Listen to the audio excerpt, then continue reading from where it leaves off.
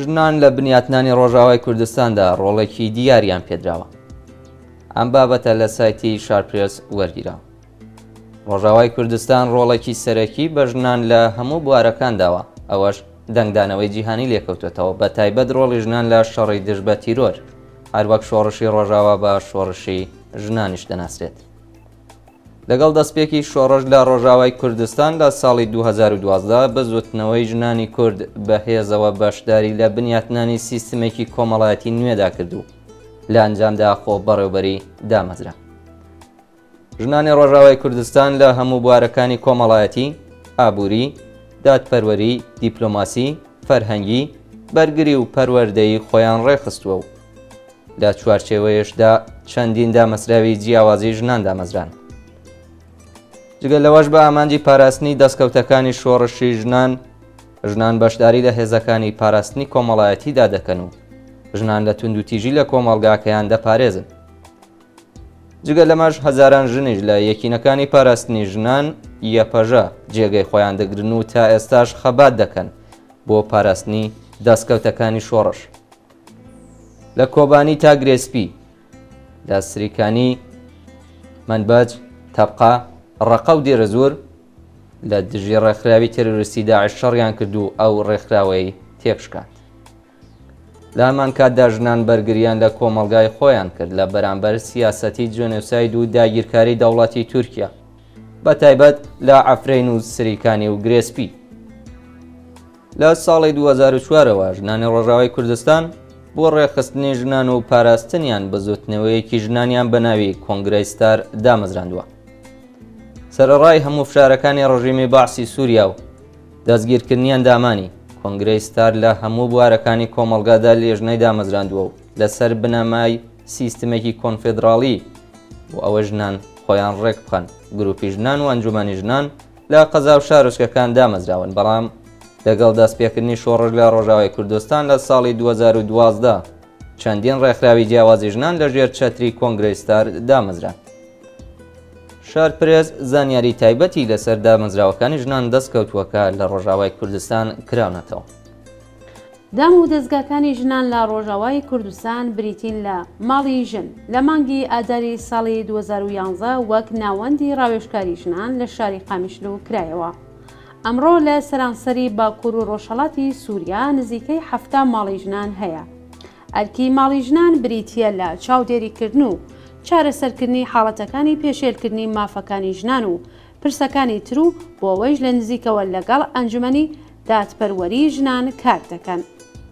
بۆ هەموو بابەتی بنەماڵەیی یان پێشێلکردنی مافی ژنان و هەموو بنەماڵەکە ڕوو لە ماڵی ژنان دەکەن، جگە لە ڕاوێژکاری و هاوکاری بۆ ژنان. دەستەی ژنان لە چوارچێوەی ئیدارەی خۆسەری باکوور و ڕۆژهەڵاتی سووریا دەستەی ژنان بۆ بەڕێوەبردننی سەرجەم کاروبارەکانی پەیوەست بە ژنان لە چوارچێوەی سیستمی ئیداری خۆسەردا دامەزرا. ئەنجومەنی ژنانی باکوور و ڕۆژهەڵاتی سووریا لە ساڵی 2019 دامەزرا. ئەنجومەنەکە کە هەموو گروپە نەتەوەی و ئاینی و سیاسی و کۆمەڵایەتیەکان لە خۆ دەگرێت و وەکو چەترێک بۆ ژنان لە باکوور و ڕۆژهەڵاتی سووریا ڕێکیان دەخات و کار دەکات بۆ بنیاتنانی خەباتێکی هاوبەش و بەهێزکردنی سەرجەم دام و دەستگاکانی ژنان. دەستەی ژنانی ئازاد لە سووریا ئەم دامەزراوەیە لە باکوور و ڕۆژهەڵاتی سووریا کار دەکات بە ئامانجی بەهێزکردنی ژنان لە ژیانی ڕۆژانەدا و پەرە بە چەندین پرۆژە بۆ ژنان و منداڵان دەدات لە بواری تەندروستی و ڕاهێنانی پیشەی و پەروەردەدا.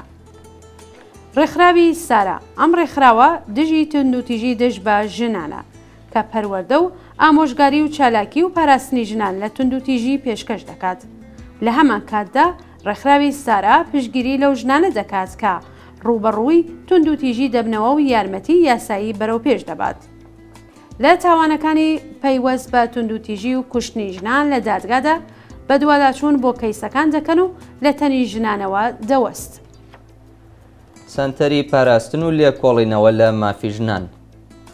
ئەم سەنتەرە چاودێری مافەکانی ژنان دەکات لە هەرێم، حاڵەتەکانی پێشێلکردنی مافەکانی ژنان ئامادە دەکات و لە ڕێگەی شێوازی یاساییەوە ڕاپۆرت دەداتە شوێنە پەیوەندیدارەکان.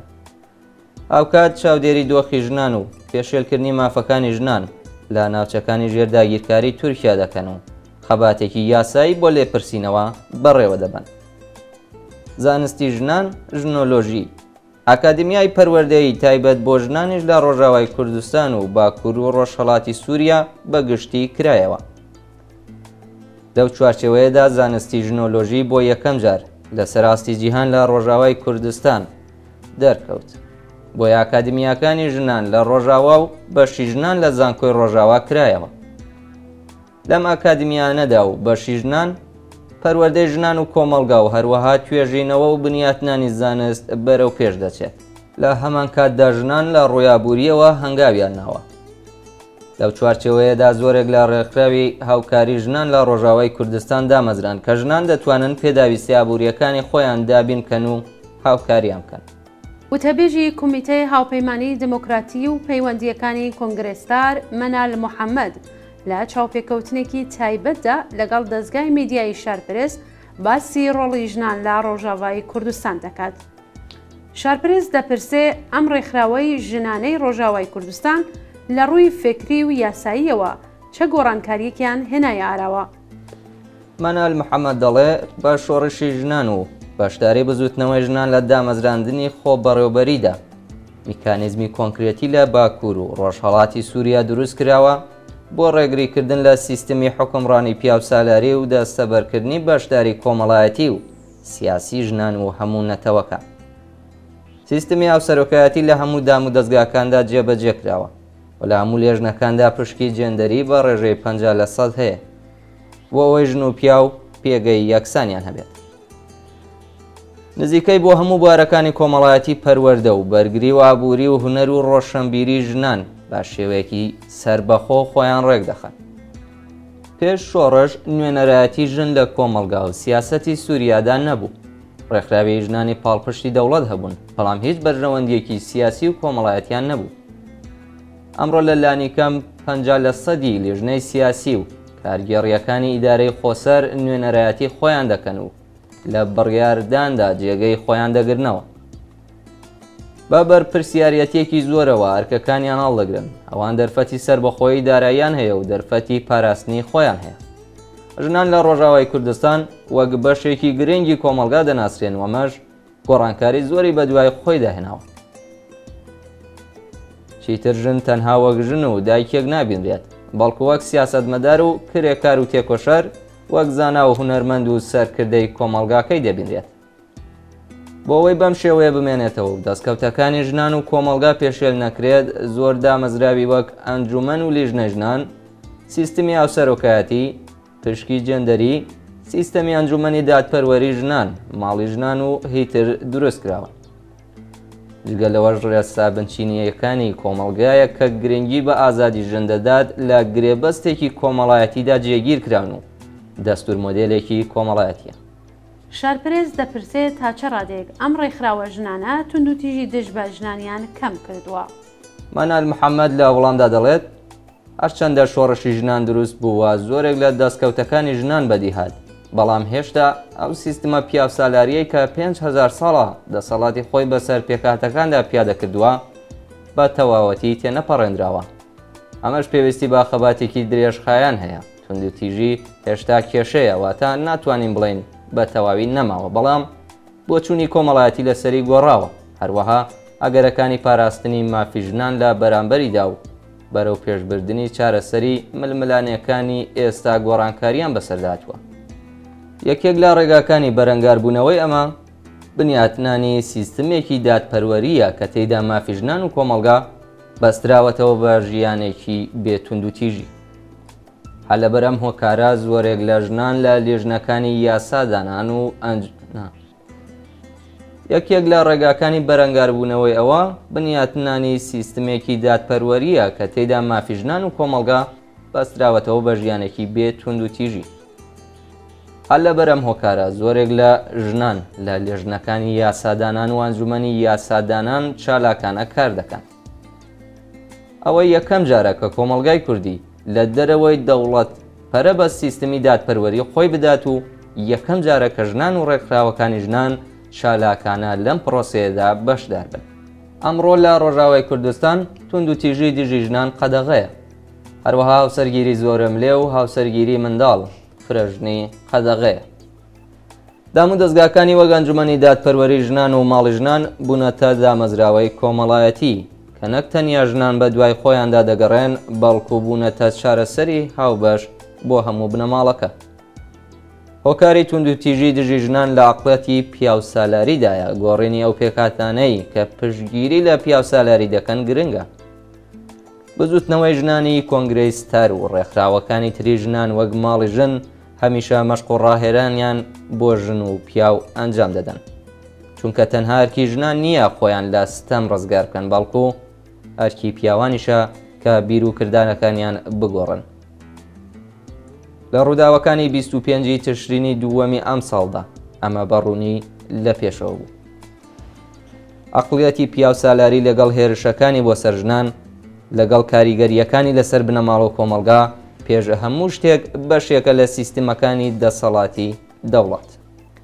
پێش هەموو شتێک هێرشکردنە سەر دەستکەوتەکانی شۆڕشی ژنان بەشێکە لە استراتیژی کاولکاری و داگیرکاری دەوڵەتی تورک و شالەکانی سیاسی و کۆمەڵایەتی بە فڕۆکەی بێفڕۆکەوان و هێرشی بەردەوام بۆ سەر ژێرخانی ئاو، کارەبا، نەوت و هیتر دەکرێنە ئامانج.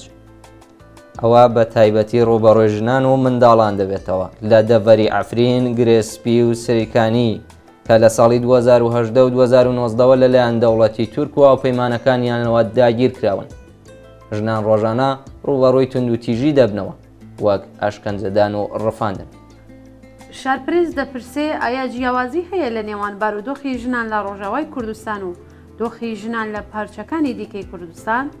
لە وەڵامدا مەنال محەممەد دەڵێت لە هەموو پارچەکانی کوردستاندا خەباتی ژنان زۆر گرنگە بۆ ئازادی ژن و کۆمەلگا. لە دۆخی ژندا لێکچوونێکی زۆر هەیە، چونکە کەلتور، مێژوو، کۆمەڵناسی، خەبات و داهاتووی گەلی کورد واتە ژنەی کورد بە یەکەوە گرێدراون و کاریگەریان لەسەر یەکتر هەیە. بەڵام جیاوازیش هەیە و دەتوانرێت بگوترێت جیاوازیەکی بەرچاو ئەوەیە کە بۆ یەکەم جار لە ڕۆژاوای کوردستان سیستمێک دامەزرا کە ژن جێگای خۆی لە بنیاتنان و بەڕێوەبردندا بگرێتەوە. ئێمە شۆڕشێکمان لە ڕۆژاوای کوردستان پەرە پێداوە تا ئێستاش خەبات بۆ ئەم شۆڕشە دەکەین. ناتوانین بڵین گەیشتووینەتە ئاستێک کە ئازادی ژن بەدەست هات بێت و واز لە خەبات پێێنین. ئێمە ئاگادارین کە خەباتی ژنان بۆ ئازادی و بەرخۆدان لە دژی سیستمی پیاو سالاری دەبێت بەردەوام بێت. ئەو ڕۆژەیەم خەباتەمان بۆ ڕانەگیرێت دەستکەوتەکانی ئێستا لە مەترسیدان. بەڵام لە ڕۆژاوای کوردستان و بە سەرکردایەتی ژنانی کورد ناوچەیەکی ئازاد لە سەرانسەری باکوور و ڕۆژهەڵاتی سووریا دامەزرا. ئەم ئازادیە چەندین دەرفەتی گەورەی بە ژنانی ڕۆژاوای کوردستاندا بۆ بنیاتنانی دامەزراوەی ژنان و پاراستنی مافەکانی ژنان لە ڕووی یاساییەوە. بەڵام لەوش گرنگتر بە سەرکردایەتی ژنان هۆشیاری گشتی وردەوردە لە گۆڕاندایە. بەڵام جیاوازی لە مێژوو سیاسەت و بەو هۆیەوە لە کۆمەڵناسی هەر پارچەیەکی کوردستاندا هەیە. ئەمەش کاریگەری لەسەر دۆخی ژنانیش هەیە. دووبەرەکی و ناکۆکی لە کوردستاندا بۆ خۆی ڕۆی نەدا. لەو کاتەدا کوردستان بە زەبری هێز و توند و تیژی و کۆمەڵ کوژی دابەش بوو، هەر پارچەیەک لەلایەن دەوڵەتێکی دەسەڵاتدارەوە داگیر کرابوو. بە دڵنیاییەوە هەموو دەوڵەتێکی دەسەڵاتدار و داگیرکرد تا ئەمڕۆ سیاسەتی جەنۆساید و نکۆڵیکردن لە گەلی کورد بەڕێوە دەبات. بەڵام ڕێگاکانی هەر دەوڵەتێک جیاوازن.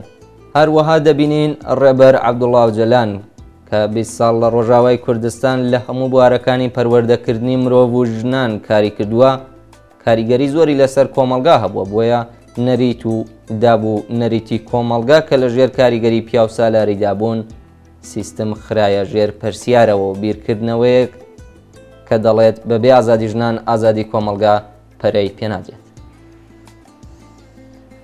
لە مێژوو خەباتدا جیاوازی هەیە، بەڵام زۆشتی هاوبەش هەیە.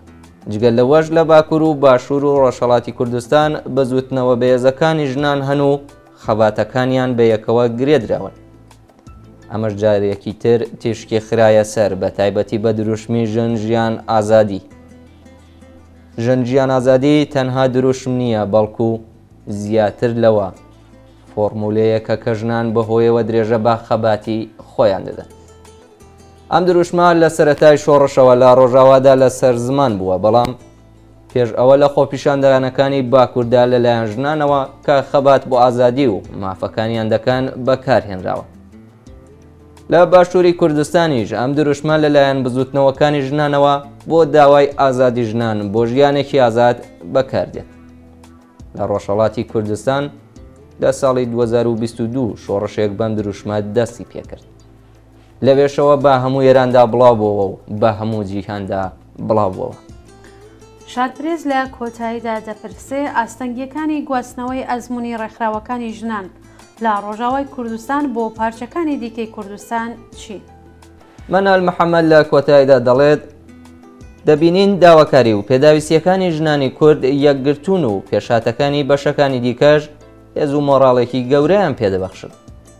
بەڵام هەموو پارچەکانی کوردستان لە ژێر کاریگەری سنوورانی و دەوڵەتیەکاندان، چونکە ئەو سنوورانەی کە بە زۆر بەسەرگەلی کووردا سەپێنرابوون سنووری فیزیکین، بەڵام لەوە زیاتر هەموو دەوڵەتە داگیرکەرەکان هەمیشە هەوڵی بڕێنی گەل و ژنانی کورد لە لایەنی فکری و کۆمەڵایەتی دەدەن.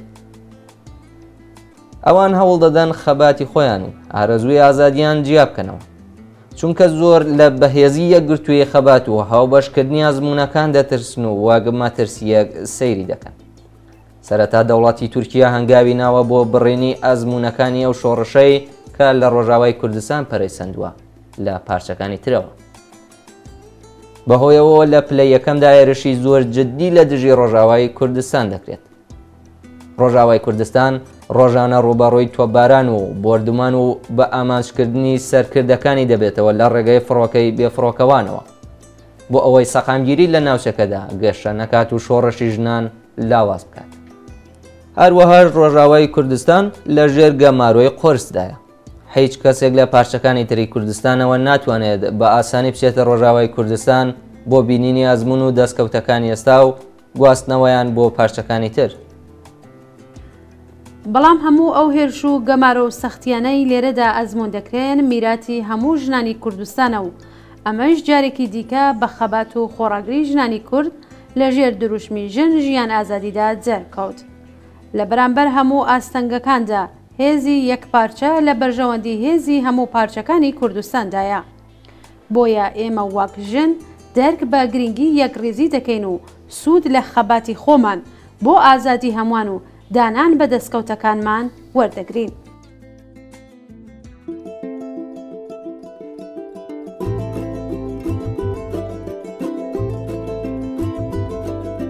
شەروان و کەسی یادای کە بێ قوربان و تۆ نەهێنی تۆڵامە بێ دەستێ خوێنە بێژان و شەروان و شەروان و شەروان و شەروان و کەسی یادای کە بێ قوربان و تۆ نەهێنی تۆڵامە بێ دەستێ خوێنە بێژان و شەروان و شەروان و شەروان و شەروان و شەروان و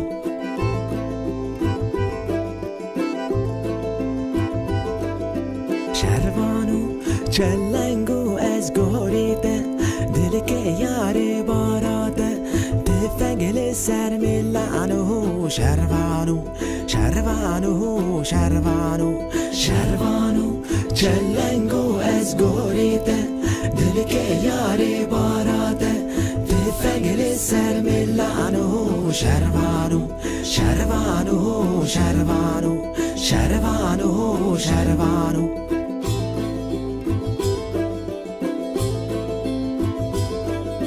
شەروان و گورکەتینێ بەرخان و لولی بدە سنگان و بلەس و بەسکە حەیران و شەروان و شەروان و شەروان و شەروان و گورکەتینێ بەرخان و لولی بدە سنگان و بلەس و بەسکە حەیران و شەروان و شەروان و شەروان و شەروان و شەروان و